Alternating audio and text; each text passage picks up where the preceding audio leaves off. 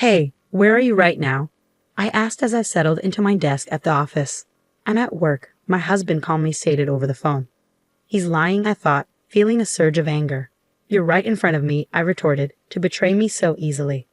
Well, I have my plans too, he replied, his tone unchanged. By any means necessary, I'll send you straight to hell. My name is Karen, 33 years old. After graduating from college, I landed a job at a multinational corporation. A dream come true. But the work is tough, and international business trips are commonplace. At this rate, my job might become my lifelong partner. When I turned 29, anxiety started creeping in. I attended a mixer at the invitation of a friend, where I met Mike, my now husband. Unlike me, Mike works a regular 9-to-5 job and doesn't travel for work. That difference inevitably led to me earning more than him. After dating for a year, as marriage became a real possibility, Mike expressed his doubts. Karen, can I really make you happy as things stand right now? Why would you think that? I replied, because I earn less. It's kind of, he hesitated. I don't mind it at all. I'm with you because I love you, Mike. I feel the same way, I reassured him. But are you really okay with me? With a look of uncertainty on his face, Mike looked at me. Even his doubtful expression seemed endearing. I want you, Mike. It's you I love, not anyone else. Thank you, he said, relief washing over him. I want to be with you too. A month later, he officially proposed, and that fall, we had a beautiful chapel wedding. Despite my hectic work schedule, I felt incredibly happy. Almost 2 years had passed since then, without any issues. We were leading a peaceful married life. Considering our age, it was about time we started thinking about having children. That's what I was starting to think one day when I got home from work and Mike was nowhere to be found. Mike? I called out, searching the house. His shoes were missing, and there were no messages on my phone. Panic started to rise within me. Had something happened to him? Dialing his number, I held the phone to my ear, hoping for the best. On the third ring, his carefree voice answered, "Hello. Mike, are you okay?" I asked, relieved. "Yeah, I'm okay," he replied. "Just got home from work." "But you weren't here," I said, confusion evident in my voice. There were no messages. I was worried. "Sorry, I have to work overtime today," he explained. "It's for a big project. Apparently, if the results are good, I might even get promoted. That's why I need to work overtime, even if it's hard," Mike explained over the phone. "Promotion? That's great," I exclaimed. "Yeah, so I think I'll be working overtime more often from now on. But don't worry about me. See ya." Wait a minute, Mike." I tried to interject, but he hung up without responding. Despite his unilateral attitude, I felt happier than anything. So Mike finally has a chance for a promotion. He was always concerned about the difference in our incomes. I hope this gives him some confidence. Of course, I have no complaints about his current salary. At least as long as we both keep working, we won't face any hardships. However, if his income increases, it would bring even more comfort to our lives, especially considering the possibility of children in the future. A promotion for him would be more than welcome. Since that day, he stopped coming home at the usual time. Even his days off became work days and our time together decreased. When I come home from work, Mike is not there. Even on the rare days off, he's not home. This was lonelier than I had imagined. However, his future promotion is on the line. I wish he would come home early once in a while and want to spend the day off together. Just relax, sing. If I prioritize these feelings of mine, it would be a nuisance to him. Considering this, I could not possibly confront him. So I decided to immerse myself more in my work to drown out the loneliness. I also have an overseas business trip planned soon, so I'll work just as hard as he does. After all, even if I go home early, he won't be there. Thinking this, my overtime increased as well. But as the time spent with him decreased, my heart reached its limit. I don't think I can bear any more. Knowing that it might be a burden for him, I decided to express my feelings. "Welcome home, Mike. I have something I want to talk about," I said to my husband when he returned from work that night. "Talk about? Does it have to be today?" "I'm pretty tired," he replied, catching me off guard. Unable to find the right words, I hesitated. But there was no point in giving up now. "I'm sorry, but it's something I really want to discuss," I insisted. "If you have something to say it quickly. I need to sleep early for tomorrow's work, he retorted, sounding irritated. Tomorrow is Saturday. Are you going in on your day off again? Sometimes you should relax at home, I urged gently. Ah, enough already. You're nagging. I'm busy, don't you get it? He snapped. Is it fun for you to bother me? He continued, his tone growing harsher. That's not what I meant. Please stop bothering me. Don't you realize how crucial this period is for me? He added, his frustration evident. Yes, you're right.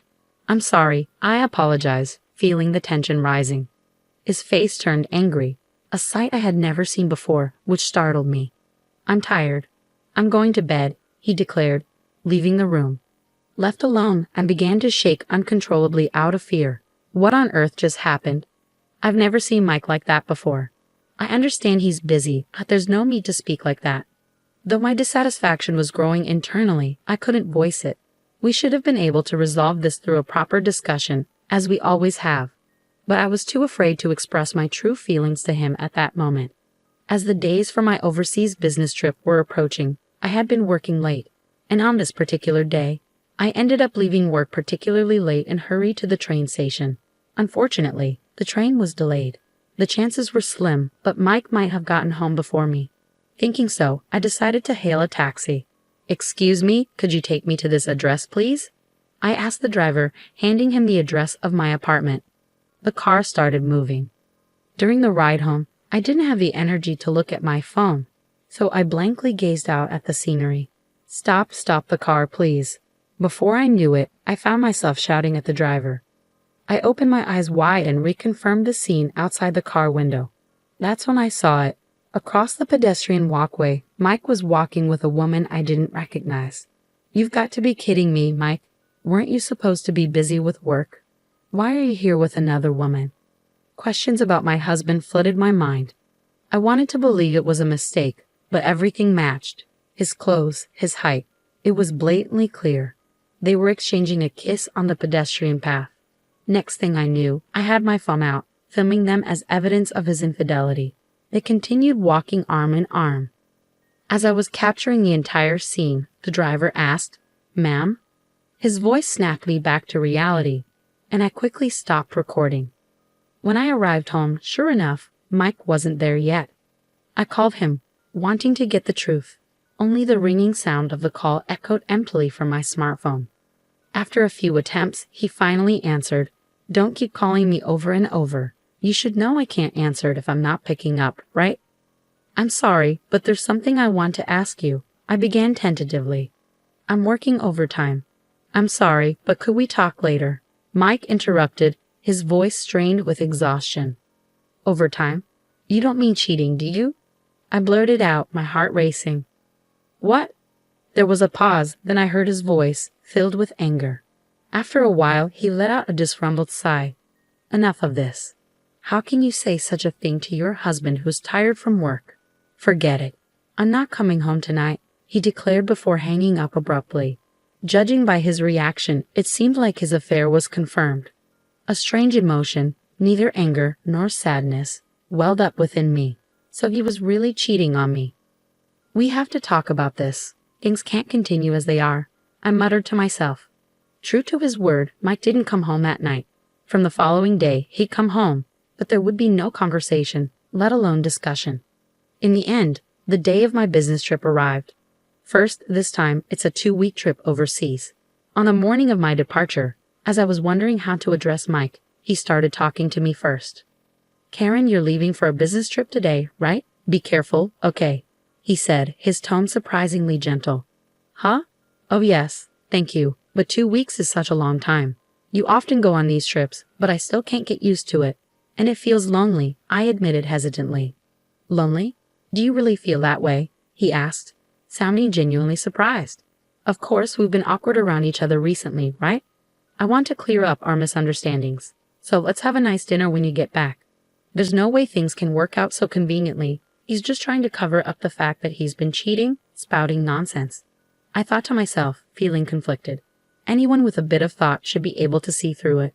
But for some reason, I chose to believe his words. At the time, I hadn't thought that my love for him had completely cooled off after our strained relationship recently. But it seems I can't truly hate him from the bottom of my heart. Did I mistake what I saw the other day? His smile, which I hadn't seen in a long time, was so endearing that it made me have such an illusion. I simply told him, let's have a proper talk when I get back, and left the house.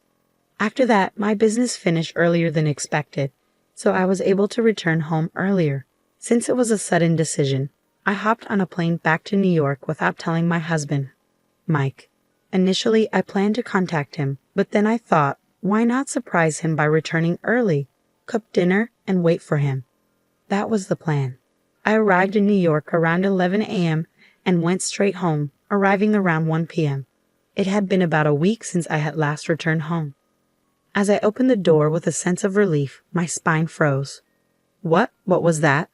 What caught my eye was a pair of light pink pumps placed at the entrance. As I stood frozen, I heard Mike's voice and a woman's voice from the living room. I tiptoed down the hallway, peeking into the living room from behind a corner. They were drinking in their underwear. The woman was the one I had seen that day. With a sweet voice, the woman started to speak. Hey Mike, are you really okay with inviting me over? Isn't it dangerous if your wife finds out? Nah, it's fine. She's on a business trip abroad until the day after tomorrow. Mike replied casually. Oh really? That's perfect timing. It's my birthday and your wife isn't at home, the woman remarked. Exactly, Mike agreed. Thanks to that, I can spend time leisurely at home with you, Linda. You're staying over tonight, right? Oh, my love, you're so thoughtful.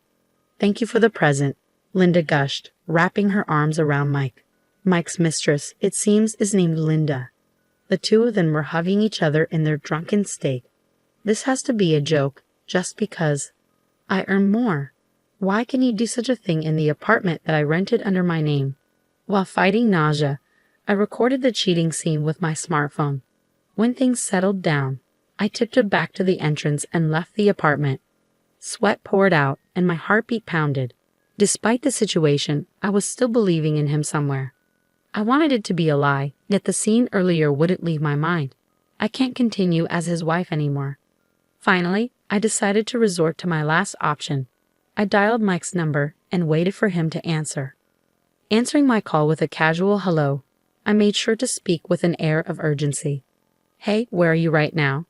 Huh? I'm at work, of course. What time do you think it is? He replied. Yeah, I guess so. I'm sorry, but it seems like someone's home right now, I said, my voice trembling. Not quite grasping the situation, my husband's voice wavered as he stammered. What? What? Speaking to him, who was likely unaware of the reality, I wove in a bit of deception. So here's the thing.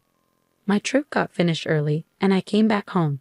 And when I got to the front door, I could hear someone talking inside. You mean to tell me you're standing outside our apartment right now? He questioned. Yes, that's right, Mike. What should I do? Should I go inside to check? I asked, hoping to lay a trap for him, seeing if he was in the middle of cheating at home, depending on his response. I hoped we could have a proper discussion and resolve things amicably. However, my expectations were dashed to the ground when in a loud voice, my husband blurted out, Could it be a burglar? Get out of there now. Leave that place immediately. In that moment, any lingering feelings I had for him vanished. So this is how easily you betray me, I thought. Rather than admitting or apologizing for the affair, he chose to continue hiding it in such a pathetic way. Just get to somewhere safe, he insisted before abruptly hanging up. Moments later, I called the police. Hello, is this the police? I think there's a burglar in my house. I can hear unfamiliar voices, I reported. Yes, thank you. I ended the call and stood waiting. 2 police officers arrived a few minutes later. I repeated the circumstances to them, and we proceeded to my apartment together. When one of the officers rang the doorbell, my husband emerged from the entrance with his eyes wide open. Well, why are the police here? Are you the resident of this house? One of the officers asked. Yes, I am. We received a report from your wife that there might be a burglar here, I replied. A burglar? No, there's no one here. My husband interjected nervously. As he said this, I stepped out from behind the door. Upon seeing me, my husband muttered, Well, why are you here? His eyes darted around nervously. I apologized to the officers, saying it must have been a mistake, and sent them on their way. Glancing around inside, I saw no sign of his mistress. I guess he must have brushed her out when I called earlier, Did he still believe I was unaware of the affair? He brazenly accused me. Why did you call the police? That's still bothersome. Well, it was you, Mike, who said there was a burglar. Besides, weren't you supposed to be at work? Why are you home? That is, never mind. Just look at this, I said, pulling up my phone and presenting him with a video of him, his face drained of color as he watched. This is not what it looks like, Karen. This is, he began, but I cut him off. You're not seriously going to make excuses now, are you? I interrupted. A sweat trickled down his forehead. He seemed desperate to say something, yet no apology came forth.